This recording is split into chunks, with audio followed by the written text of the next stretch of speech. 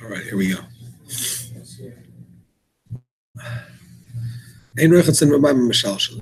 When they're not washed in water that causes diarrhea, by not in quicksand. That's probably not a good idea during the week either. But certainly not on Shabbos. It's the opposite of Simchas Shabbos, of Tainuk Shabbos.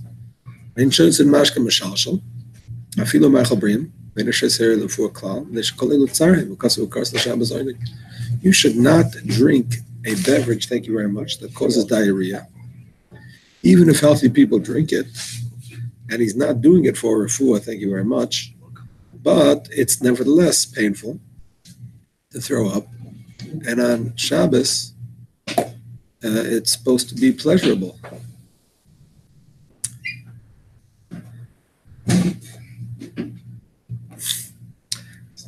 I'm sorry, where are we starting from? We just started from Mem Test and Alter Rebbe. Mem Test. From yesterday. 49, yeah. Okay.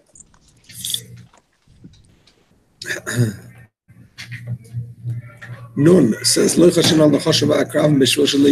can recite incantations over snakes and scorpions, like the snake charmers do, in order that they should not do harm. Even if they're not running after you. That is not considered to be trapping. Even according to those that say, nevertheless, this is considered a shinui. To cast, to make an incantation that makes them, settle down is a shinu. So it's not going to be an isser. So therefore, you can do it even if they're not running after you. Nun aleph noisten kli al gabe ha'ayin lahaker. When we place a utensil on his eye to cool off his eye, ushei klei amuter betiltel if it's a non-muktzah item.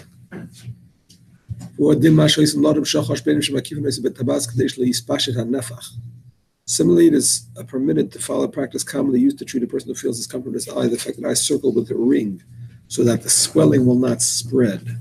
This seems to be similar to what we said before, that's something that is not usually done with medicine, but rather a physical thing is mutter.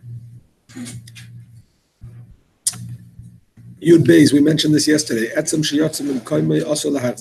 bone that is dislocated, it is forbidden to put it back. This is what we mentioned yesterday, because it looks like boina, it's similar to building. In addition, it is also considered a therapeutic activity. Even to rub it a lot with cold water, asr, which is probably like we said before. But if a bone was broken, then you can put it back. You can set a bone on Shabbos if it's broken. If you don't set it properly, Shabbos, there is a sakana to that limb that it might never work properly. In the place of a sakanas aver, there is no decree. So even though it could be considered a fool, and it could be considered baina, but it's only baina with rabbanan, not baina with deraisa, and therefore even a Jewish doctor can do it because of a sakanas aver. So in the case of a dislocated bone, is that del reisa or del rabbanan? Derabanan. It's baina with rabbanan. How about if it's broke, we can take him to the hospital as well. A goy can take it. A Jew should not. A goy doesn't need a shino, but a Jew should not. So you'd be allowed to break a derabanan on Shabbos to take someone to hospital if they have a broken bone?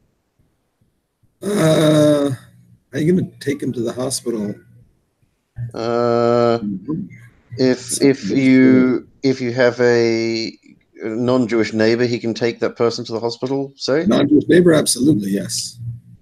I thought you were going to ask about an electric car. Okay, how about an electric car? The Tesla, totally electric, no gas at all. My friends from Israel, he's a doctor, David. He has electric. Maybe that's why he got it. Probably. Yes. Could be. Yes, he got it from that. Because he has a heart in the operation. Yeah. So now he's Baruch Hashem feeling better. So probably that's why he got it. I'm not sure. Okay. That's an interesting shaila. So the guy can reset the bone. I'm sorry? So for the case of a dislocated bone, the goy can reset it, though. I think we discussed that. No, even a Jew can. Anyone reset. can reset. Yeah. Even a Jew can reset. Oh, We dislocated do it bone? rabbanon. Oh, A dislocated bone, we said not, because that, at least according to the Alter Rebbe, is not does not represent permanent damage. But a broken bone that has to be set could be permanently damaged if it's not set properly. But could a goy do it, anyways? I'm sorry? Could a goy do it for the dislocated? Of course a goy could do. Oh, that's an interesting shaila. Can a goy do it? I think so, because it's definitely a lot of pain. It's definitely a lot of pain, and it's only a rabbanon. Shvus to shvus. Yeah, a goy could do it. A goy could do it, yeah. But if the bone is just dislocated, so we don't know to put it back. No.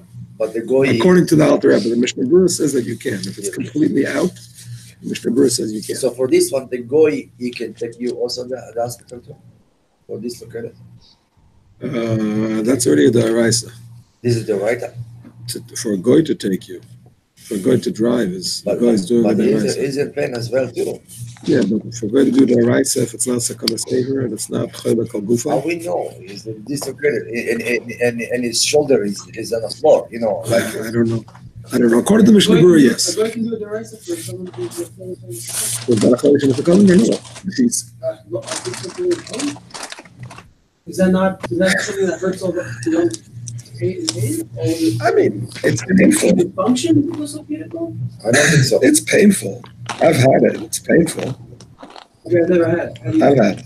What's the, if it's an arm or a shoulder or an That's what elbow? happened to me. It was a shoulder. Yeah.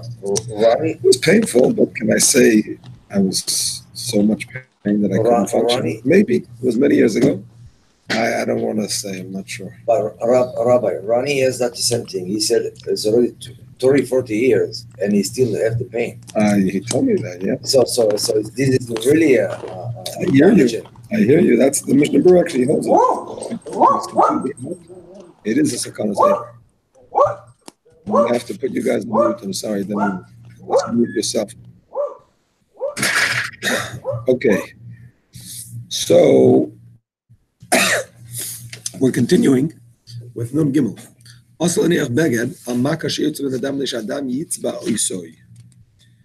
is in Mem Ches Mechaber. It is forbidden to put a garment,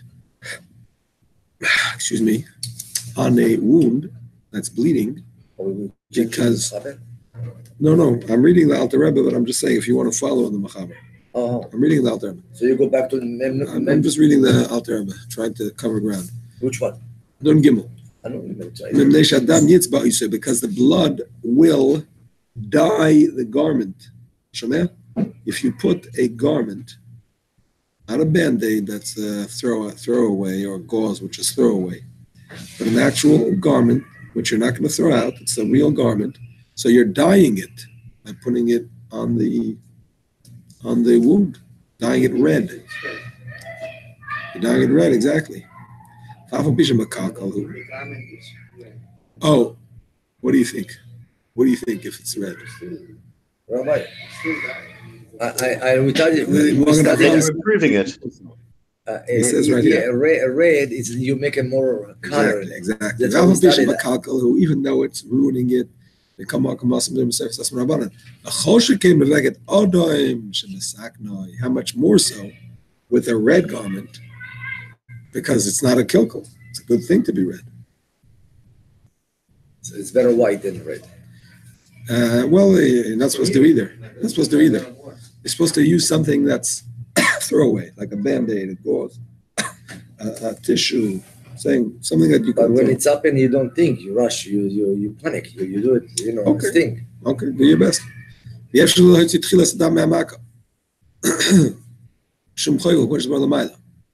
Now the problem is, you have a problem because you cannot get rid of the blood. You can't squeeze out the blood because you can't extract any blood. And the case of Yasa, what are you going to do?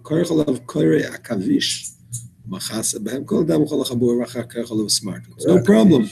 You go to your medicine chest and you take spider webs. They used to collect spider webs and put them on top of wounds to protect the wounds. So that is not going to be considered sevea. You put that on the wound, Oh. and then on top of that, you put beged, garment. You're allowed to put some pressure so it will stop the blood coming To out. stop the blood, yeah. Like a small rock. For sure, or for sure. something. Interestingly, people nowadays even use. He says that actually. V'yesh, one second, Yossi. V'yesh mefakfakim. Some question this lesser to not put on the spider webs nation marapim because they're healing. That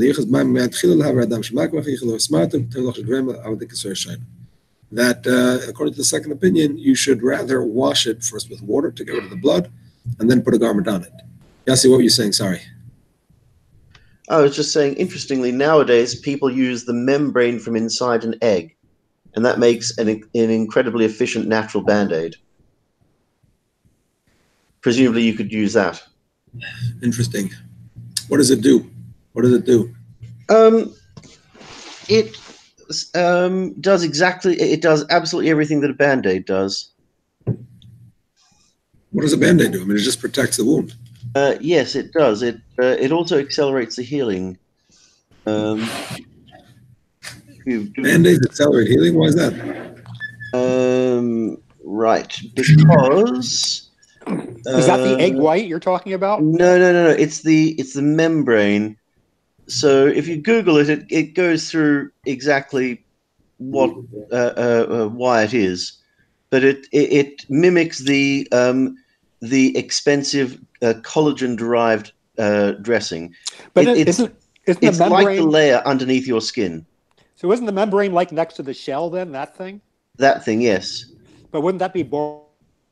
Remove that on Shabbos? It's good. Don't know. Don't see why it's a problem. It's only. I don't know. Well, I have another issue, because if it's such a good coagulator or whatever you call it, maybe it's a refuah. Maybe it's like a refuah. Of course, if it's gushing blood and it's dangerous, you can do whatever you need to do. But if it's a minor wound, you're not allowed to do a refuah for a minor wound. Just like he says here, if the spider webs are considered a refuah, you would not be allowed to use them. So I guess this is considered a refuah. If it acts as a coagulant, like you're saying, sounds like it.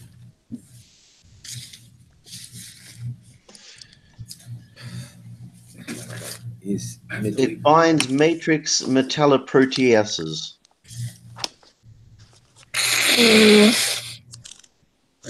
Because it's a thin structural protein-rich lining that performs similar key functions in wound healing to the extracellular membrane and skin.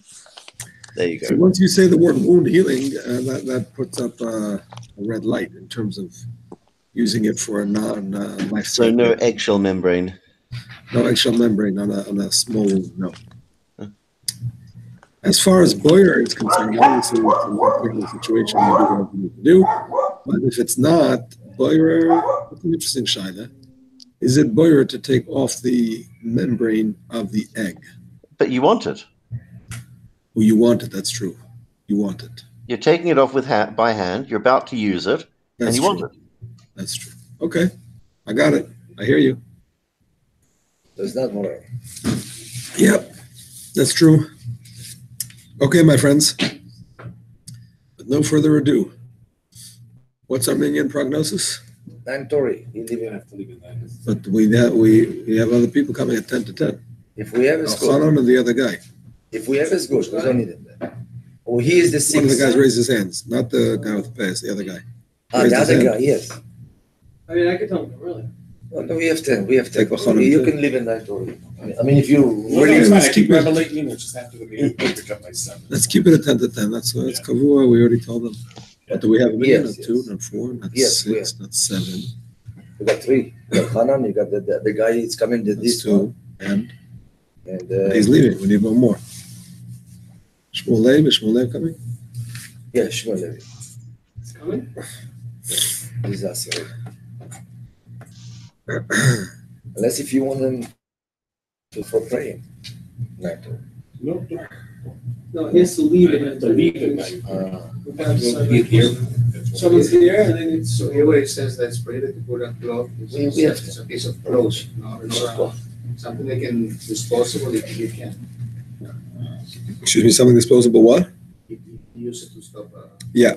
Even it's going to Yeah, because disposable is not shaykh to the whole concept of dying, because you throw it out, so it's not considered dying at all. Where's Shmuel Leib here? I don't see him. Here he is. I got what's up on my computer now, a new Hamzah.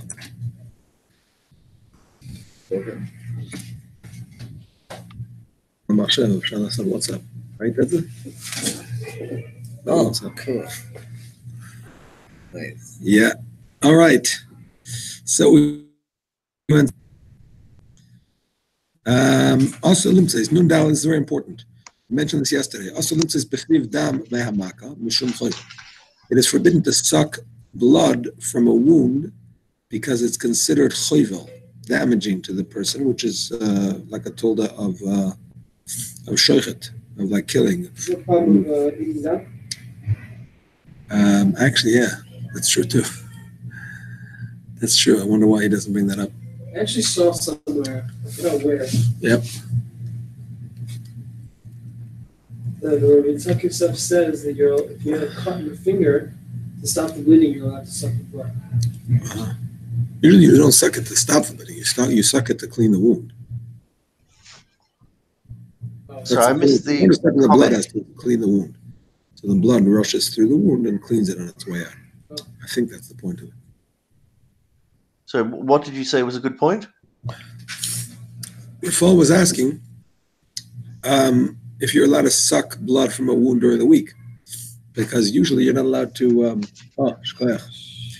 Usually you're not allowed to drink blood, and you're really not supposed to put something that's forbidden in your mouth. Well, male does it. That's true.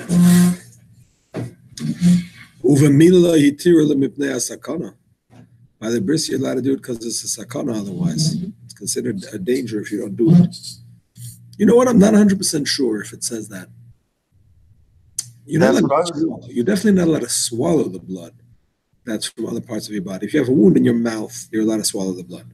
If you have a wound in other parts of your body, you can't swallow the blood. But I don't know if it says you're not allowed to suck it and spit it out. Usually you're not allowed to put forbidden foods into your mouth.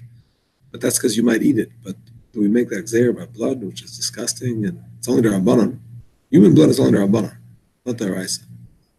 I don't know. Why? We learn from a pasuk. Yeah. Even animal blood, if you suck it out through its pore or something, it's down bottom. It's only a gzeir. So eating people are wrong? Eating cannibals. No, it was, well, even animal blood is I'm not sure derabana. about that. If you I think the Minchas Chinuch says that it's a Isser Asay because you're not being Mekayim ki cover sik berenu. I think that's what the Minchas Chinuch says. The Isser Asay, if I'm not mistaken. That's what he doesn't says. the Rambam include it under disgusting things? What's that, to eat your blood? He talks about bodily fluids and things like that as just gross stuff that you shouldn't.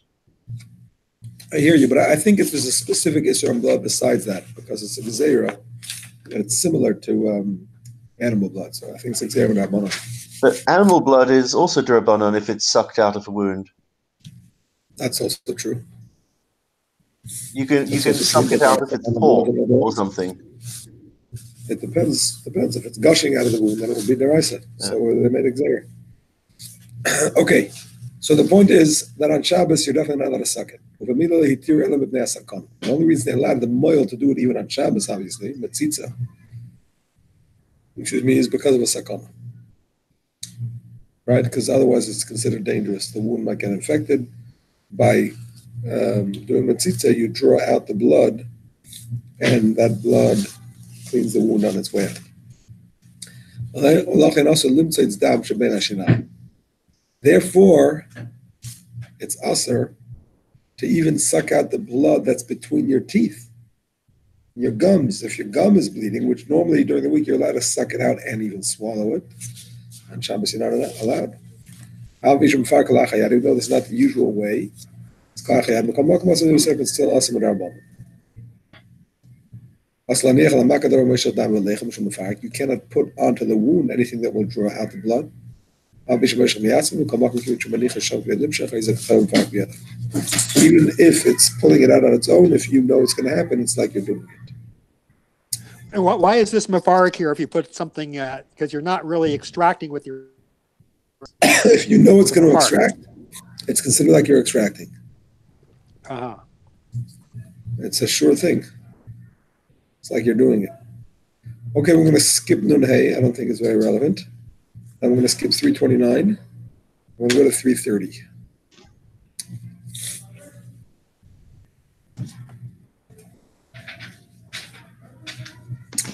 Din Yoledes B'Shabbos of Vayud Aleph Seifim. The laws governing a woman in childbirth and Shabbos containing 11 Seifim. Should we try to do the Mechaber as well?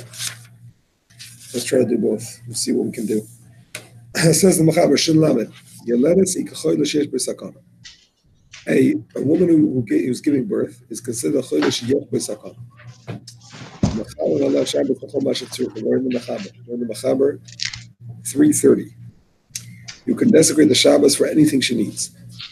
For example, Karan L'Chachama. You can call a midwife for her. From one place to another. You can help her give birth. You can light a candle for her, even if she's blind, so she can't see, but she feels good if the others around her can see and know what they're doing. Now, in this respect, it is different than other cholim sheyesh b'hem sakan. Because it is minhag shalayim, it's the way of the world, and a very small percentage of women die in childbirth. So therefore, it's different than a regular chodesh sheyesh b'sakana. Usually we say, just do the malach, you don't have to do a shina or anything. Here we say, try to do it with the shina as much as possible.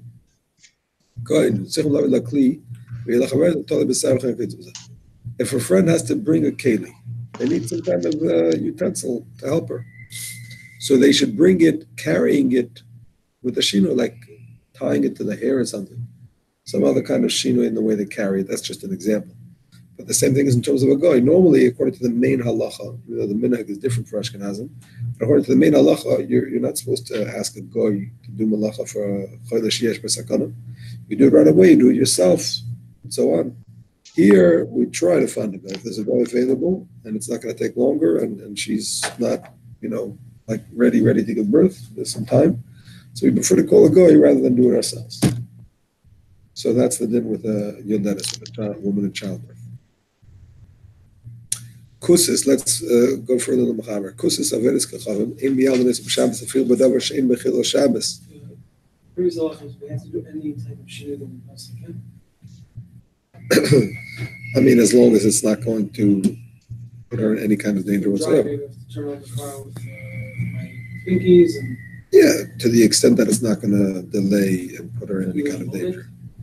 No, but depending on how many contractions per minute, you know what I'm saying? If she's ready to give birth, you just slam on the gas and you get to the hospital. If she's, contracting every 5 minutes, not so urgent, so then you can allow yourself to do the shinui. Everything has to be done with shina. As much as possible. Everything that can be done with shina. If you can, exactly. Whatever you can do is a shina. Correct. The most practical thing is simply to call a goy, because it's hard to drive with the shina. But if there's no time for that. Sorry? Is a left foot a shina? So when it comes to writing, a left hand is a shina, because writing is a very precise thing that people usually do with the right hand. But it says for other malachas, left hand is not a shina. I assume it's left foot. I think it's more dangerous, like over brain thing. Yeah, I mean, you do have to be careful. That is true. If you can't do it, If you're not used to it, you should be careful. That's true. But in general, a malacha, a regular malacha, not sophisticated movement, the left hand or left foot is not a shina. Because, sometimes you lose your left hand. Do you have an obligation to take her to the nearest hospital, or could it be to her hospital? That's an interesting question. You can Well- do any, I'm sorry? can't you do anything that makes her feel more at ease and more comfortable? So that's the thing. That's the thing. First of all, she'll get better care in her hospital, that's for sure. But even if she will feel more comfortable in her hospital, she'll have her doctor. So that's another reason to allow it. It's like we find the blind woman, you let a light for her, even if the midwife says, I don't need a light, I know what I'm doing. But the woman will feel better if she has a light. So it would seem that the same thing would be for that. And I imagine in the United States, where if you go to a hospital where you're not insured, the woman will be so absolutely devastated that she's just lost her entire life savings that you'd be allowed to go further to one where you are insured. It's not quite that extreme. I mean, certainly if the guy is driving, there's no question about it.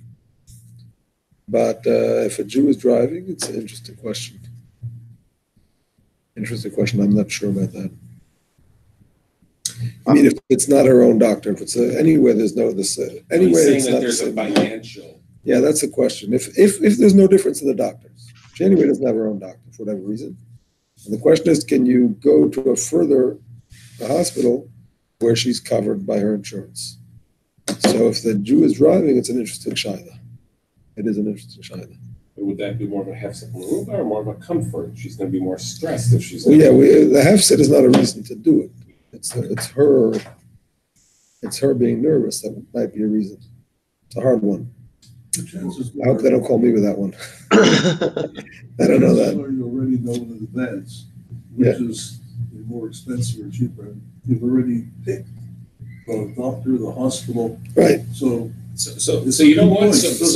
Yeah, if your doctor is in the further hospital, then you can go there. So as a rule of thumb, you should really try and see if you can have a doctor that's somewhat closer by. If possible, yeah. You know, the same way that you pick what neighborhood you're If possible. But if you're going to have a guy driving, it doesn't make a difference. So all these allow to start when the woman goes late the first time. Technically, a woman is considered a yeledes when she has to lie on the birthing table. On the birthing, bed when she's ready to have a baby. But, practically, if you don't get into the hospital beforehand, if you wait till she's ready to have a baby, she's not going to be there. So when the contractions are close enough away that she has to go to the hospital. The halacha doesn't give a number of contractions per minute. When according to the doctor, she has to go to the hospital. Does that mean if you live an hour and a half away from a hospital? One thing at a time. It could be a false alarm. But you do what the doctor says. But whoever the contraction starts, and then you can start with the basically. So They stop. say you're living on the way to the right. No more contraction. Get a guy. Drive back? I mean, to drive you either way, either there or back, something. I mean, what are you going to do? Stay in the middle of nowhere? Can't drive anymore, you have to stop the car? I just stop and stop up. Contraction stop? Number stop? It's not a sakana anymore. What if you went and then the doctor says, no, these are premature contractions? Come back, You can go back. What? What's after to go back? You can't go back. I don't see any. I don't know, I don't think we ever cleared once I told you I'd bring the kuntras, but I never did that. When's ever I had to go back? I did see in the deer show, he brings that you can go back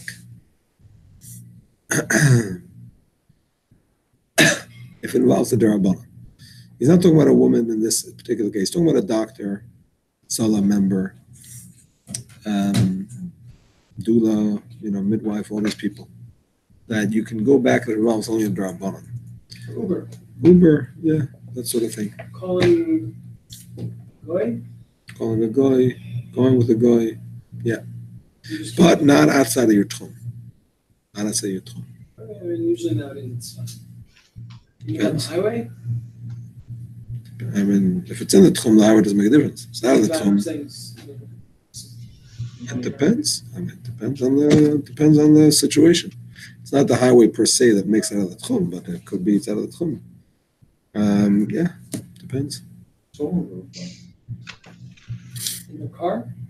whatever they want, a motorcycle, whatever they want. No, the heter that Hatzalah has, if they have, I'm not saying they have because I'm not familiar.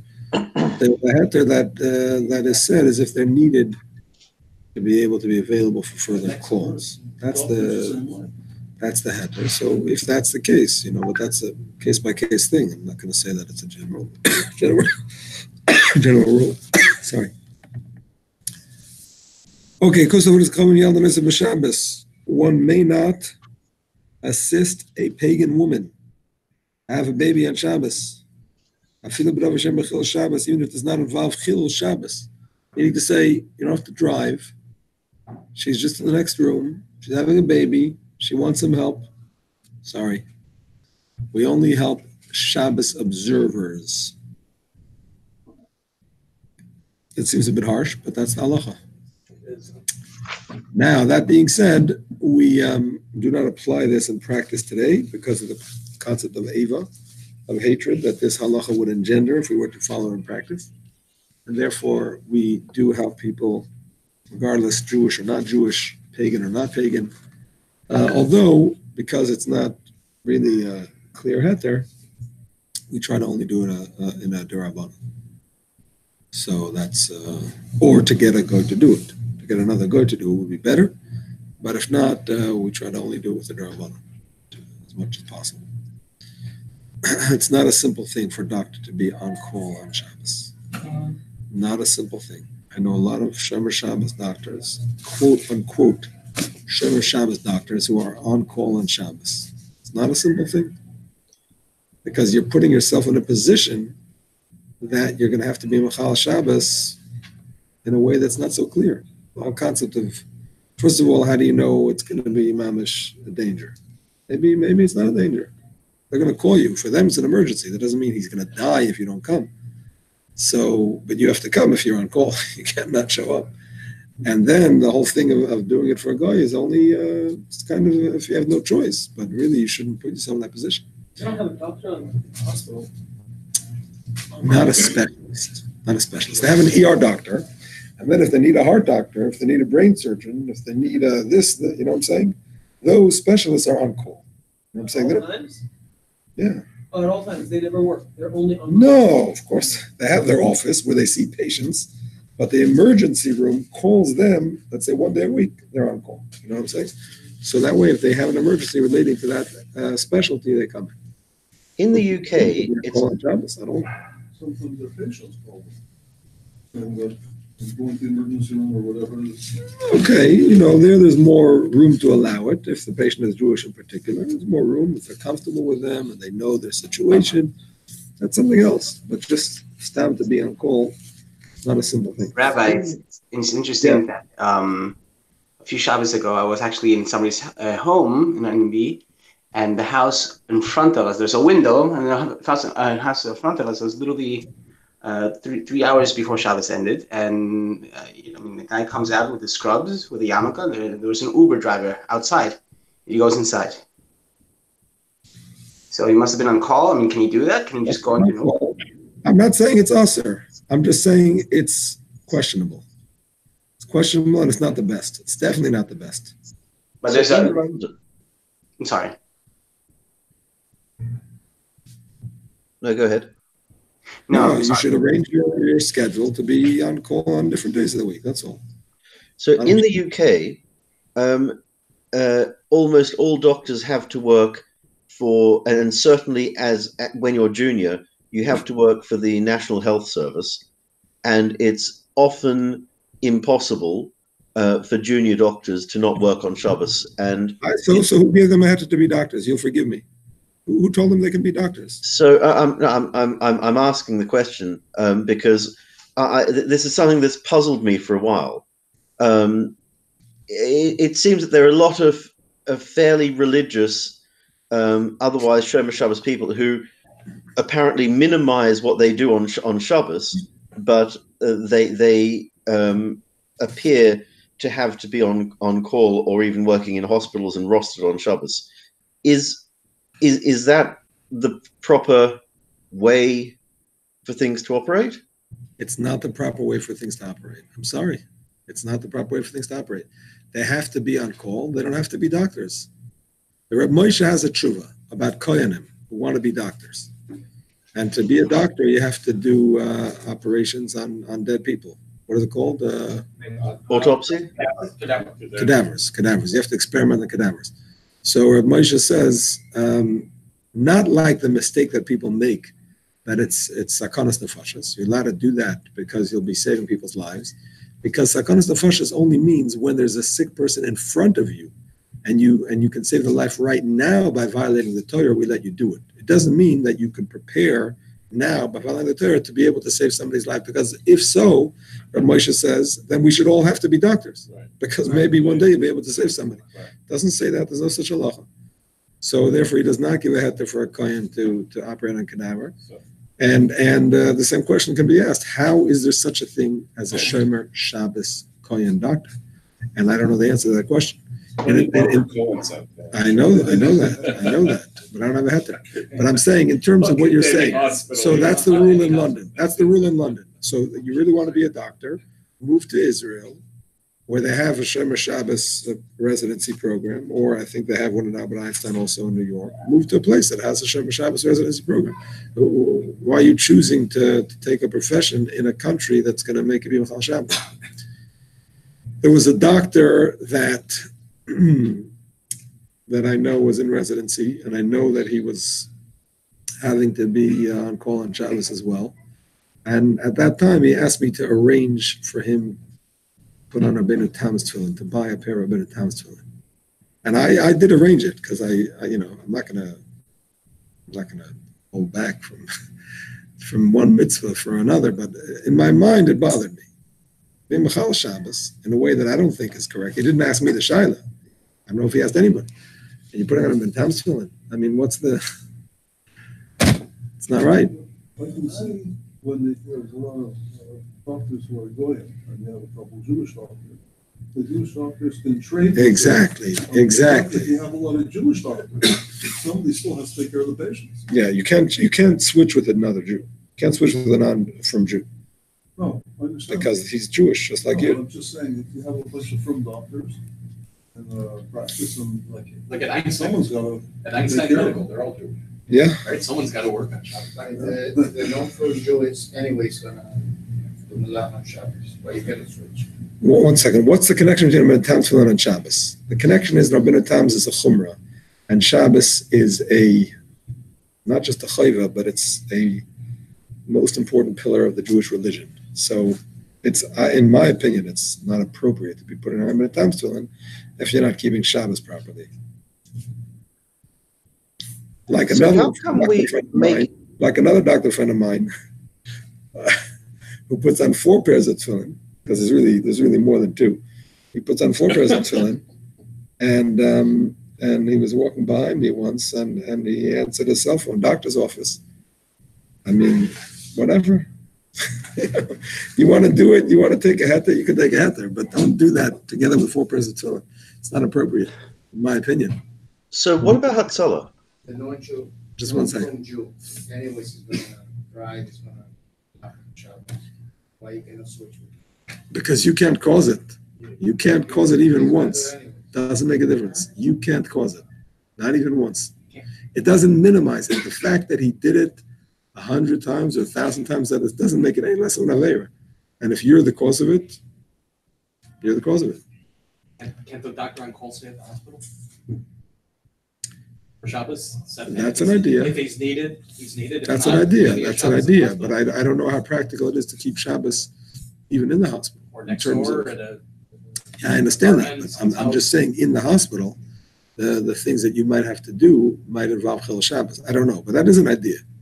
That is an idea. I will mention a friend of mine from Australia. I was very impressed. He told me, it was like a father and son learning that I went to, and they asked him to speak. And he told over his escapades of becoming a doctor. And how he decided beforehand that he was never going to work on Shabbos. And he was saying how he always managed to switch with a non-Jew. And then he was like 2 weeks away from finishing his course of residency. And he couldn't find somebody to switch. And if he wouldn't finish the course, all those years would be down the tubes because there's no second chance or whatever.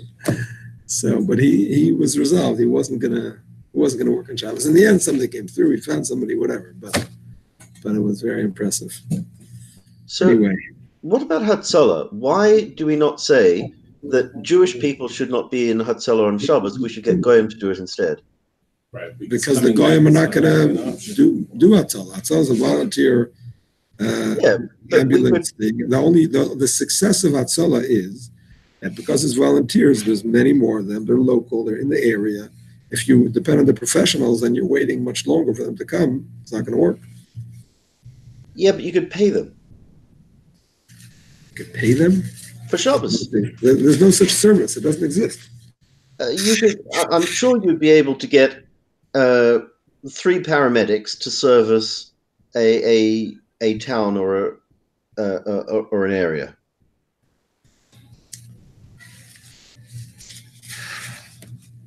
Wouldn't it fall under Amir al-Nachri? I don't think there's a obligation to do that. I don't think so. But surely people being on call in Hatzalah are exactly the same as being on call in an emergency room. First of all, on call in Hatzalah is very different than on call in a hospital. You know it's Jewish people, pretty much. It doesn't have to be because if somebody else calls, you have to answer. But I'm saying it's pretty much Jewish people, and they only respond to calls that they deem to be you know what I'm saying, to be sufficiently life-threatening. To break Shabbos. And it's something that you cannot give to somebody else. Being on call, you could give it to somebody else. You tell the doctor, tell the hospital, I can only do Sundays or whatever. But Hatzalah is not practical to farm it out to non-Jews. I don't think it's practical. The whole thing is it's in the community. It's your next door neighbor. It's you know what I'm saying. It's people in shul next to you in shul. Even if you have a guy, you know what I'm saying. He's not going to be in shul with you. That's the beauty of Hatzalah. That without Hatzalah, there could be somebody having a heart attack in one room, chas v'shalom, and there could be a doctor in the next room, and they don't know about it. You know what I'm saying? But through Hatzalah, it's all interconnected, and you can be there in a half a minute. Okay. That's what it would seem to me. And does the same hold true for midwives? A midwife should not work in a hospital on Shabbos? Why? You mean because she doesn't really have to do work? Is that what you mean? Well, I mean, I'm sure there are malachas that they have to do, like taking blood pressure with electronic equipment or whatever. If they have to do malacha, then for sure they shouldn't work there in the first place. If they have a patient of theirs and don't feel comfortable with them, that's something else. But just to work on Shabbos time, definitely not. Okay. This is the answer to your question, Emmanuel. Gimel in the Machaber. Nikris yeledes l'chal of Shabbos v'tesha l'mashpeh. O mishosh adam shoysis v'yored. O mishosh chaver senois v'sois v'zeresesh im b'koyach l'halach. A yeledes is from when she sits on the birthing stool, or when the blood is coming out, or when she can't walk anymore because the head is already engaged. It's already coming out. She can't walk. She has to be carried. All of those is already enough to be Mechal Shabbos. However, the Achrayim say nowadays, because if we don't go to the hospital in advance, if we wait till these signs, she's not going to make it there. So you can go once you have the signs that it's coming to this point. Okay, let's take a break from the Mechaber and go over to the Alter Rebbe. Siman Shalom din yeledes b'Shabbos. Yeledes hi k'choyle sheish b'sakana. Machal nasa Shabbos l'chol ma shehi tzricha. A woman in childbirth is considered like a choyle sheyesh b'sakana. You can be machal Shabbos everything she needs. You can call a midwife from one place to another. Mial denoisi, you can help her give birth. Or with you can light a candle. Even if she's blind, even if the women say they don't need a candle. They could have done everything without a candle. They can still light for her. And a raven that she can't see. She will feel better when she knows there's a candle. Because she says to herself, if I'll need something, my friends will see it and tell me. By the way, you can't lie to her and say that, oh, we lit a candle, because we're afraid that she'll be smarter than that. So you should actually light it. If she knows that there's no candle, we're afraid that she might become in danger because of the fear in her heart. And she'll be fearful. Maybe they're not taking care of her properly. And the Mefarshim say, they bring it in the Dirshu, that this is not a thing that is exclusive to a woman in childbirth. Any person who is in a life-threatening situation and feels strongly that they need something, you're allowed to do it for them, even if it's not going to make it or break their life. It's not going to cure them, or not having is not going to make them more in danger. But if they feel strongly about it, you can do it for them, because the psychological, feeling of calm is very important for a sick person. Because pain of childbirth is natural. Not even 1 in 1,000 die as a result of childbirth. Therefore, the Chachamim were strict, and they said to change in any way that you can. By the way, the whole thing about not even 1 in 1,000 dying is exceptionally good for that time. Exceptionally good for that time, because if you look in statistics, they say that in the olden days, it was 50% higher at least. It was like 1 in 100, and like 70 change 100,000. That's just less than 1 in 1,000. That's just less than 1 in 1,000. Oh no, you're right. It would be 99. It would be 99. You're right. 7. Okay, well, it would be 100, 100,000. Okay, fine. Yeah, you're right. Okay, but that's in developed countries where we have all kinds of thing. In Ethiopia, I don't think so. I don't think it's like that. But on the other hand, these statistics consider dying in childbirth also dying, maybe even months later, complications. Maybe he's talking here about actually dying in the act of childbirth. Whatever it is, it's a small amount, and it's considered natural. So therefore, we try to change things. Do with the shina. For example, if you're bringing a kli derech reshus harabim, you should bring it hanging in her hair. She had such like a doctor's unusual way to carry. Is not forbidden by Torah law with any other thing. If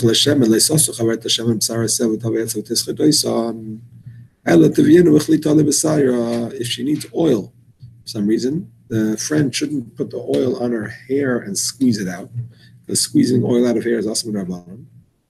Rather, bring it in a keli that's hanging from the hair. Better to do it that way than to add the issur of squeezing the liquid out of the hair. Even though squeezing liquid from hair is only also rabbanan, as we already explained. Nochriya, a non-Jewish woman, in Shabbos, we do not help her give birth on Shabbos. Even if it does not involve any chil Shabbos. For example, a child is already on the way out. In which case, you're not uprooting something from where it grew. It's mashma that to extract a baby that has not started to come out is an issur d'oraisa. You're uprooting. I'm sorry? No, we're talking about a nachri. We're talking about a non-Jewish woman. It sounds like it would be an issur d'oraisa. But he's saying even if it's already nekar lotzei, so there is no issur d'oraisa, it's still also. You're allowed to pull down the We're going to see. We're going to see.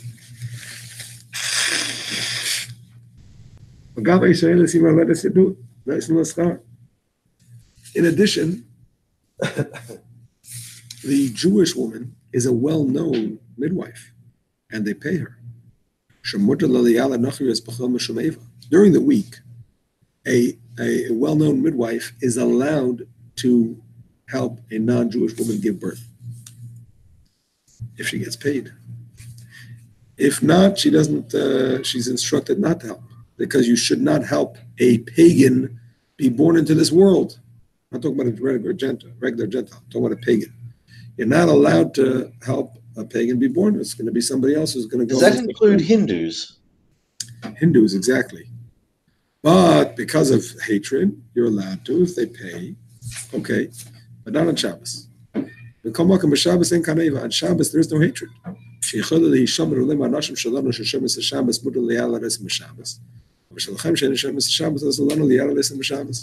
Nowadays, or then, I'm sorry, you could get out of the hatred by saying, listen here, we're not allowed to desecrate the Shabbos for you. We can only do it for fellow Sabbath observers, not for those that are not Sabbath observers. And apparently in those days, that argument would fly. Today, it doesn't. So, like I said, you can do what you need to do, preferably only in a D'Rabbanan. But in those days, that argument was accepted. Do we consider Catholics pagans? That is a subject of some dispute, but I believe Catholics are. I believe Catholics, yes, because they actually bow down to icons and the cross and so on. Some Protestants who don't really have icons, there is discussion in the Poskim about it. I never really looked into it, so I don't want to tell you easily. I believe there are more rights that they are considered pagans, but I believe it does depend on the form of Christianity that they The worship. Ramah was before Protestants or about the same time as the Reformation? Probably around the same time. That's an interesting point. Yeah, I don't know. It was probably around that time. I don't know if it reached Krakow in Poland. Oh, they were always very Catholic over there. I think Poland remained a Catholic country. I think it's still a Catholic country. Yeah. Could be he was talking about Catholics. I don't know. I don't know. Oh, he says it here. Even a Muslim woman who is not serving Avodah Zarah,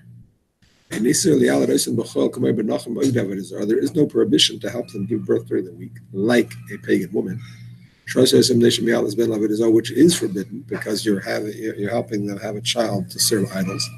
Nevertheless, for a Muslim woman, on Shabbos is forbidden because unnecessary work. Like we'll see later.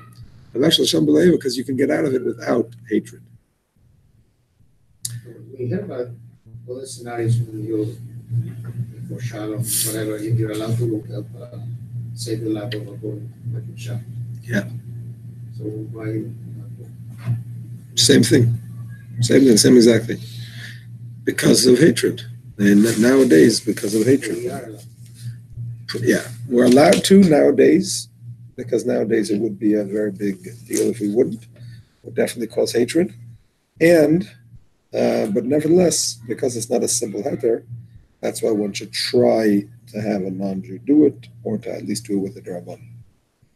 This is no different than any other saving the life of a non-Jew.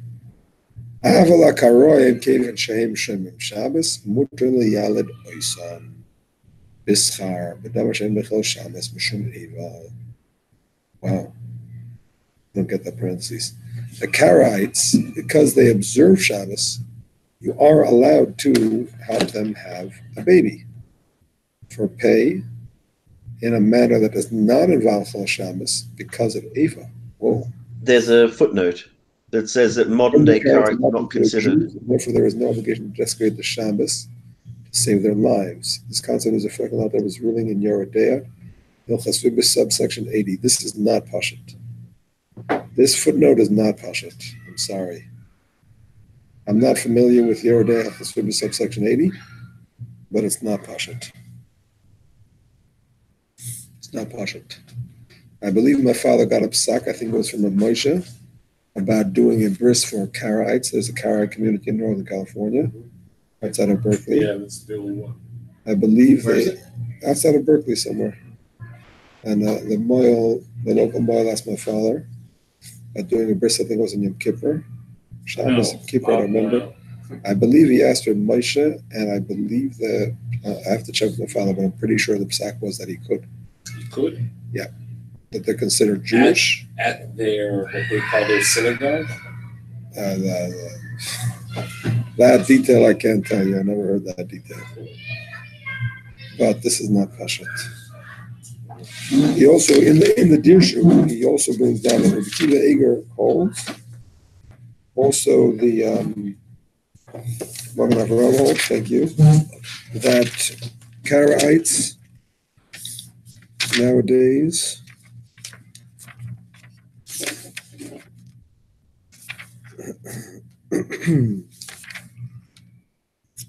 Are Karaites a lifestyle choice for certain people, or are they actually descended from? No, they're descended from. They're descended from. I don't think you have Jews converting to Karaism nowadays. I've never heard of that. They're Minig Avasei B'Yadeim. My wife taught one in a primary school here. You taught one? My wife taught one in a sort of religious but catered to non-religious people, and there was a Karaite girl. Right. It was very difficult. So what did you do? What did your wife do? Well, I mean, her job was to teach, and it was difficult because the ethos of the school was to respect their home choices, but not at the expense of things that, like, ideas about Shabbos and Milchik and Fleischig and all of that. So it was very difficult to be sensitive to one in the context of the other. Right. That is interesting.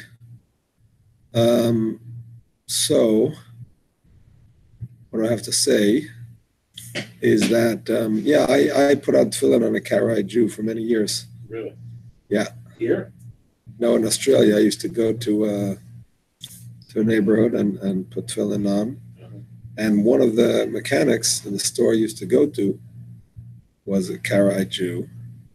But he wasn't a from Karaite, so he didn't know that Karaites don't put on tefillin.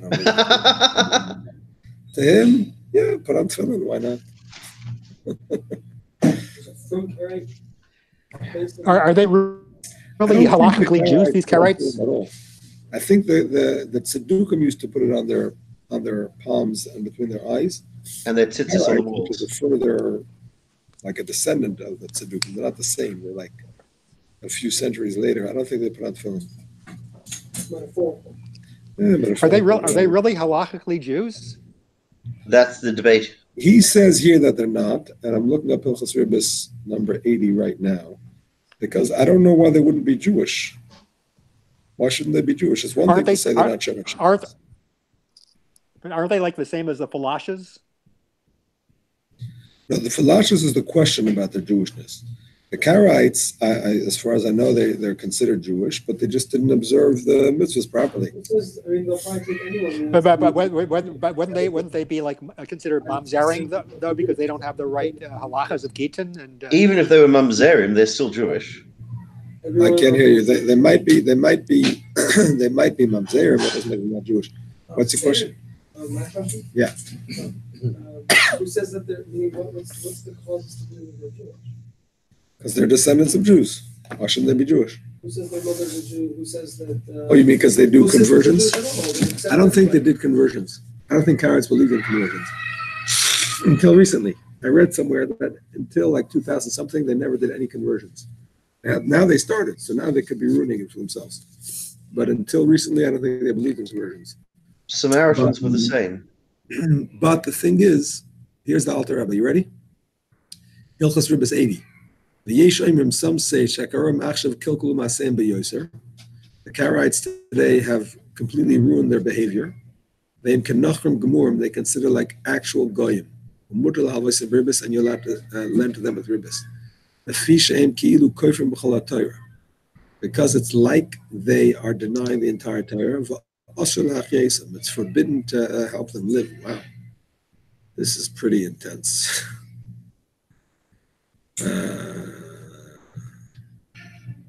Maybe in that century they had problems with Karaites. They had Were what? they considered like apicorsis, like these carriage? Considered like apicorsis, yeah. On the other hand, I mean, that's what the Alter Rebbe says, but he doesn't say it's halacha. He just says it's a yesh oimrim. Holding it halacha b'shalter alecha achar machmer. It says to be machmer by deraisa, but it's a machlokas. So, Rabbi, if you see a woman conservative, you allow to help her for giving her. If he's Jewish, yeah. She's conservative. What's She's the not Jewish difference? about. So what? She's still Jewish. Okay. Any Jew. Yeah. Even a non-Jew, you could, but just try Ah. to humiliate or whatever. So what he's saying is that I think the logic that's used above, which is that you can't, we're only going to do it for Jewish people who also keep Shabbos, cannot be applied to a Karaite to exclude them because they keep Shabbos. So he's not here Exactly, saying that's they what he's saying. are not Jewish. That's what he's saying. Exactly. That's what he's saying. I'm just putting the link on the chat in case you want to look at it. Not the Rebbe. It's Sif 80 in that link. What did he say there? That some say that Karaites are considered not Jewish because they're kofar and call it their kula, and they're like a complete mumar. And But we said considered like they're not Jewish, not that they are not Jewish. Exactly. No, he's not saying they're not Jewish. They're descendants of Jews, but because they completely reject the Torah, they're treated like non-Jews. For the But on the purpose other of hand, Shabbos. the flip side of that is, Rabbi Kiva Eger says, he brings it down here in the Dirshu, that even though they're not from, but it's minhag b'seim b'yedem, they don't know any better. This the group. I heard The English translation here actually says that they are not considered Jews. Yeah, no, I saw that. I'm sorry? You know, Hitler asked the Jewish if this group is Jewish, and they said no, and they did not kill them. That's correct. This is the same people? That's correct, exactly. That's a very interesting thing. Historically, that's the very interesting thing. Why is my phone not connected? There it is.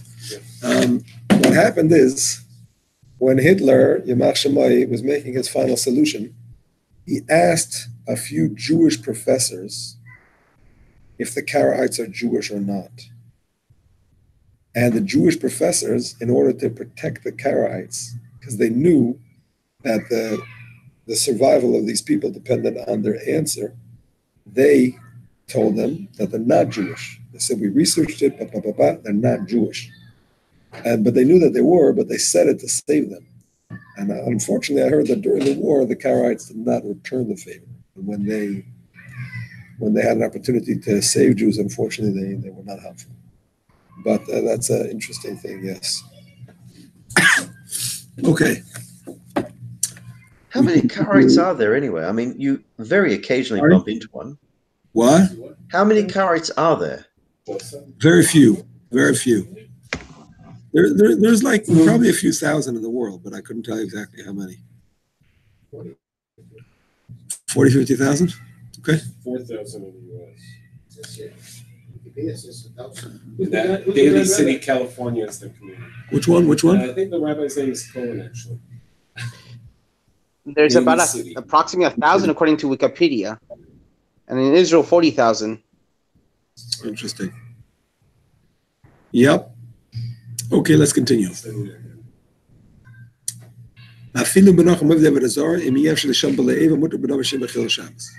Even with goyim that are if there's no way to get out of it without Eva, you could help them in a way that is not Machal Shabbos.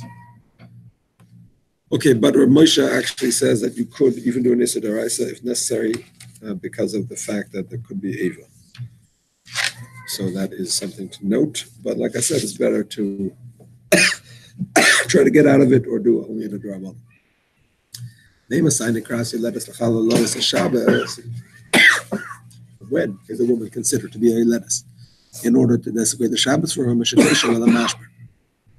from when she sits in the birthing stool, from when the blood comes, or when her friends have to carry her. She has no strength to walk. Once any of these signs are visible, you can desecrate the Shabbos. Everything she needs. That you can do immediately.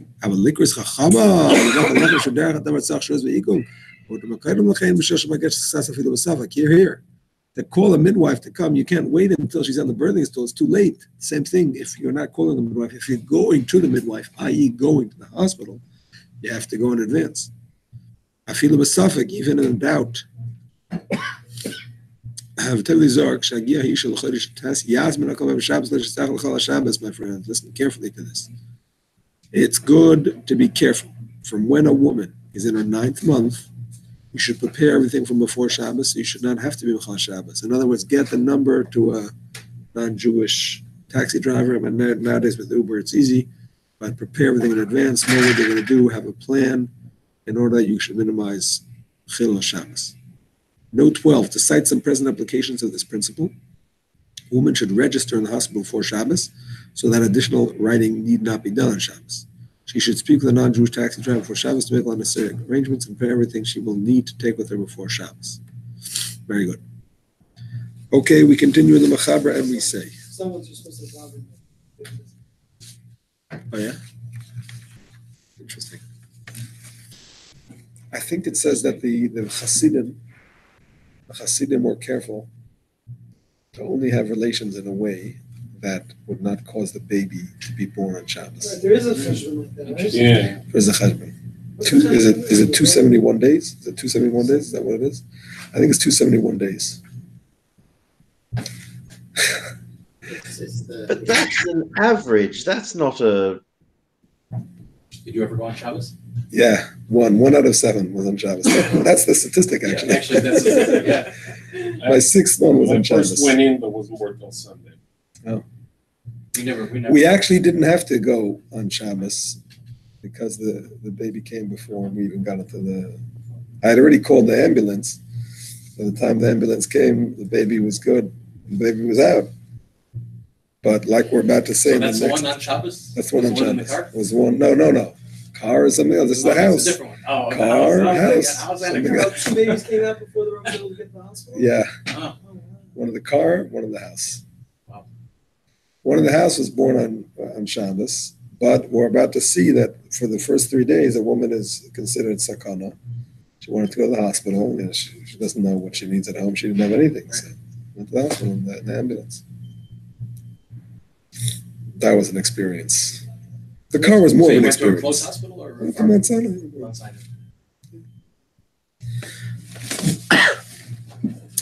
Okay, back to the Mechaber. Dalet. Kol Gimel Yom Rishonim. We're supposed to be finishing this? Yeah. Maybe you want to make a sequel? 11 sequel. Okay, let's just stay with Alter, but forgive me. Kol Gimel Yom Rishonim hi chashuva k'mesukenes vade. The first 3 days, she's considered to be definitely endangered. Because her limbs are faltering and she feels crushed. So you can do whatever she needs during those 3 days. Even if she says, I don't need it. But her friends say she needs it. Even if there's no doctor or midwife, you do whatever she needs. Everybody knows what a woman who gave birth needs. Even if she's going back to eating regular food. We say she doesn't realize how sick she is, but rather she should be still treated like a sick person. If she goes back to eating other foods that a sick person eats usually, does not usually eat, she will come to a sakana.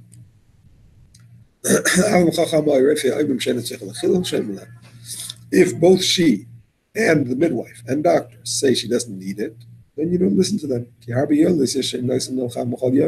There's plenty of women who give birth and they don't have hot food every day. Many women today who give birth, they eat yesterday's chalat. I don't mean chalat. Yesterday's hot food. They don't need hot food every day. From the 3rd day till the end of the 7th day, she says, I don't need it, or not machal.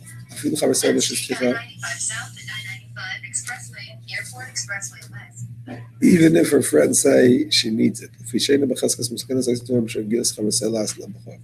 Because during those 4 days, from 4, 5, 6, and 7, during those 4 days, most women are not in a sakana.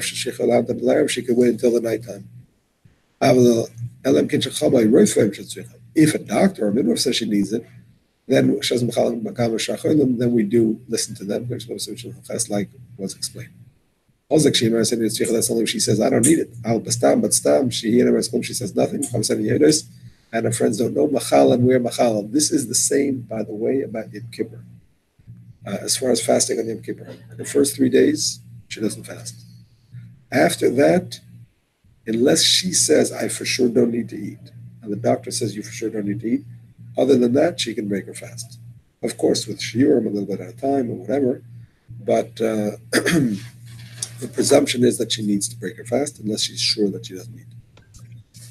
My mother got out of fasting Yom Kippur. 30 days, she's considered a choyle she'ein basakana. She's considered seriously ill, and a goy can do whatever she needs. But can she fast? Yeah, she has to fast. She has to fast. Unless it's an unusual situation. But in most situations, normal situations, she should fast. So the difference between the 3 and the 4 to 7 is that here we push her to take it. The first 3, if she says she doesn't need it, and the doctors say maybe she needs it, maybe she doesn't, or we don't know, there's no doctors around, we assume she needs it. In the So we force her to take it. Yeah. Well, we don't force her. We don't force feed her, but we'll prepare the food that we think she needs. In the 4th to the 7th, if she says she doesn't need it, then we don't give it to her unless the doctors say she needs it. Not only food, it's also warm. It's also Yeah, whatever she needs. Yeah.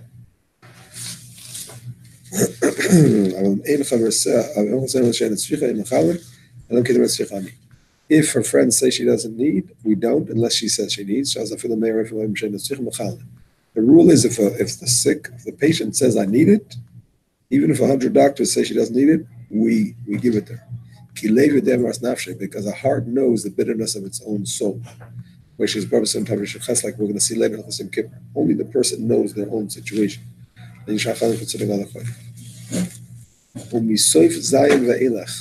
the 7th day, even if she says I need it, we are not machal. We consider her like a seriously ill person, not dangerously ill. We only help her through a goy. Besides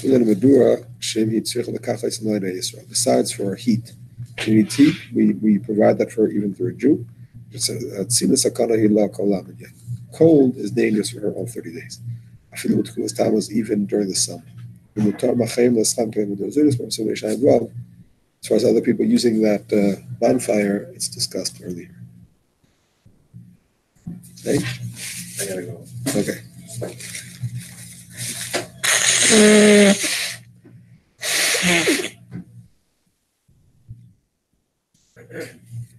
Yamim Elu.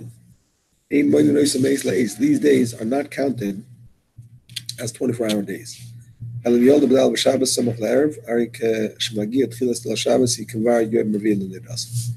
She gave birth on Wednesday, close to the end of the day. Wednesday counts as 1. Thursday counts as 2. Friday counts as 3. Shabbos is already the 4th day. No, she's coming. He's coming back. What? We find some things that the human body reacts to certain things based on the day, not based on the hours. We found that in Chasnida, that if it's during the day, it's associated with that day, even if it's a minute before sunset. You know what I'm saying? It's that day, the whole day is Aser. If it's a minute after sunset, that night, all night is Aser. So the woman's body reacts to the sun, you know what I'm saying? So, but this is a machlokes Rishonim, by the way. This is a machlokes Rishonim. You know, so you put that sun takes us like 24 hours. Yeah. Machlokes Rishonim. Some Rishonim, I think the Maharil, counts as 24 hours. And in practice, that Samach Tzedek says if a woman is weak, that we can rely on the Maharil. So depends on the situation. Same thing applies to the Shiva and the Shloshim. Okay, 7. A woman who is sitting on the birthing stool and she passes away, unfortunately. You can bring a knife on Shabbos, to cut her open and save the child. Maybe the child be alive. Even though both cases he dies before the mother. When it comes to saving a life, we don't follow the majority. Sometimes the baby can be alive after the mother passed away. Even though this child was never alive, so you could say it's a doubt. You can't presume he's alive because he was never alive independently. Nevertheless, we are machalal because the doubt is just like a person who was already alive. Now, Alter says nowadays we don't do this even during the week. We don't cut up deceased woman to save her baby even during the week. Why? They say no. We are not so familiar with the exact moment of death to say that she's already dead, to cut her open in a timely way to save the baby. Because maybe she only fainted, and by the time you're sure she's dead, the child is already dead. If they will cut her open, they'll kill her if she's not yet dead. Have to wait. By the time we know for sure she's dead nowadays, in the days of the Alter Rebbe, the child was for sure dead. Because they weren't sure about the time of death, so they would wait extra time, and by that time it was too late to save the baby. Nowadays, they bring that in the deer shoe. Nowadays, it's possible to know with monitors that the mother is for sure dead and the baby is still alive. It's possible. If that's the case, you would do an operation and open her up to save the baby. That's what they bring down here. I think it's from Ramosha. Okay, Ches. A baby that is born on Shabbos, we do everything he needs. We wash him. We salt him. They used to salt babies. That's not the done thing nowadays. But we used to salt babies. Ches, yeah. What was the purpose of that? I don't know. Kadeshi Iskasha Abasar. It strengthens the flesh. Mishnah Berurah brings.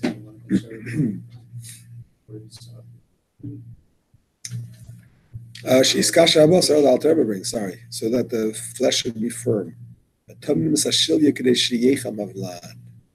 And they put the placenta, they cover the placenta so the child will be warm. This is a segula thing. This is not a thing you can explain naturally. When the placenta comes out, so they used to wrap it nicely, and they believed, or maybe that was actually the way it was, is that wrapping it, keeping the placenta covered, would help the baby be warm. Some kind of, I'm not saying it's not, it's a segula thing. We can know about segulas. Kavidas? Avocado seed, avocado seed, the big thing inside of where it is, and it stays fresh, even though it's detached. What do you say? I'm not saying this one. Avocado, you take out it. Yeah. So if you took out the avocado and then you put it in, let's say, a Tupperware, in order for it not to go black, if you keep that pit. Yeah, I understand. The only reason it doesn't go black is because the pit is touching the flesh. It doesn't oxidate. That's the only reason. It's not. It's trying to relate, but it could be that. I don't know. He's coming. I don't think so. Okay, the point is, he brings down here in the deer shoe that during the week they used to actually bury the shilya. Yeah, but you want to just remind your friend to come? If he comes, we're good. Yeah, not 2, not 4. The guy is not 8. coming from Al-Khanan said he would come. If your friend from yesterday comes, we're good. You want to just remind him, that would be great.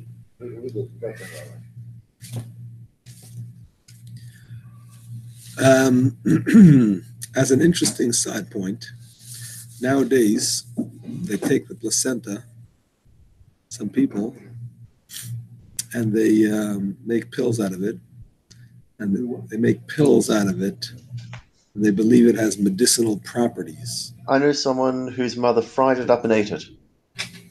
Whose mother fried it and ate it. So the Dirshu says that based on this Yerushalmi, that says you're supposed to bury it, which I've never heard of, by the way. In my 7 children, I never buried any placentas. And the one that was buried on Shabbos, I didn't cover. I didn't know any of these things. But he says, the Minchas Yitzchak says, it's forbidden to take placentas and make medicine out of it because you have to bury it. Okay. Really? I'm just reading what it says here. I've never heard of anybody burying it. So if you're going to bury it, fine. Yeah. In the UK, they ask for it to be donated for stem cells, I think. Right, I've heard of that. Stem cells, yeah. Yeah. That is. That's not allowed. I mean, honestly, I've never heard of anybody burying it. So it's not like there's whatever. You have to bury it Medical in a waste. Never heard of it. You have to bury it in a Shabbos. Because it was part of the body. No, they buried it, he says here, that it was to give a guarantee to the ground that the baby's going to come to you eventually. Here's a guarantee. It's like a rubber, like a collateral. No, this is on the contrary. If the baby's alive, yeah, I mean, whatever. Question, Rabbi. Yeah. If you said your child was born on Shabbos, I mean, if in a situation like that occurs, you have to bury the placenta in Shabbos as well? No, on Shabbos they would cover it. During the week they would bury it. On Shabbos they would cover it. Okay, v'choitchem es hatabor, and you can cut the umbilical cord. Shekol dvar melu yesh leitzar mehem im lo yasu oisam. Lo, v'chim shem mehem melach shel teret yor chacham. Listen carefully; these are interesting. All of these things, they don't involve the sakana. If you don't cut the umbilical cord, the baby is not in danger. The baby will stay connected to the placenta, and that's fine. They say nowadays, by the way, if you do a home birth, you shouldn't cut the placenta. The umbilical cord, which is connected to the placenta, you hold the baby till the placenta comes out. When it gets to the doctor, whenever it is, they'll cut it. There's no sakana, there's no danger to the baby. The blood is not going to flow out. As soon as the baby is born, the blood stops going out that way, and it's fine. But it is a tsar. It is considered tsar. And because there's no malacha d'oraisa to cut it, it's allowed.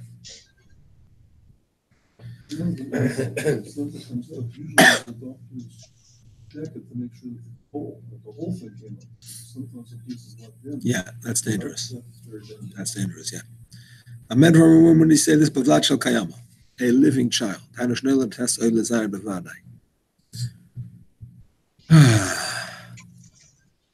This is complicated, and I don't want to learn it inside because it's too complicated. But I'll tell it to you outside. I'm going to skip to 10 inside. I'm just going to tell you tests outside. The ches and tests outside. Basically, it used to be that a child that was born in the 8th month had no chance to survive. A child that was born in the 7th month could survive. I'll tell you, it's even true. The lungs are middle of developing. In the 8th month, the lungs are, this is true still today. The lungs are middle of developing in the 8th month. If it's before, they can develop outside. If it's after, they already developed. In the middle is much more dangerous. Nowadays, they have incubators, so the babies can survive. But they didn't used to be able to survive. So at that time, a baby that was born during that month, you could not do, thank you, you could not do any malacha at all to help the baby. Because the baby is considered, I hate to say it, the baby was considered dead already. There was no hope for survival. It's already considered dead. Different than a human being who's alive. Even if he's going to die soon, you desecrate the Shabbos to keep him alive even for an extra minute. Yes. But if a person was never alive and he's not viable, we don't desecrate the Shabbos for that. How we know that? I'm saying what he says here is if he's an 8th month baby and he has the signs, he describes it in the Sif, he has the signs that he's an 8th month baby, the nails are very soft and the hair is whatever, the certain signs. So in those days, they were not Machal Shabbos for him at all. I'm not going to learn it inside because nowadays we have incubators and we have all kinds of modern medicine. And nowadays we can save babies, very small babies. Unbelievable things that they can do nowadays. Okay, Yud, let's finish it up. You can straighten out the limbs of a viable infant that were disordered because of the strain of the birth. Only on the day of birth, because it's part of the birthing process. But afterwards, it's also straightening out his bones is like building him. So it's also Rabbana. Now, when he's being born, He's not going to be able to act properly afterwards. no, it's no sakana saver, no sakana saver. Even just mobility wise. Yeah, just for that day. But you're allowed to tie him up to keep him straight. That's usual during the week. When near command of Shabbos doesn't look like Baina. But if a child is normally not bound up, you shouldn't do it on Shabbos to straighten him out. Okay, my friends, that wraps it up. We are going to start Chazara next week in Mitzvah Hashem on Amira L'Nachri. If anybody has any notes that they would like to share with the group, please forward them to me first so I can look over them. Thank you, Rabbi. Sorry? Any message you got notes? No, I was hoping that somebody would pipe up and say, Okay, "My thank you. pleasure." Thank you very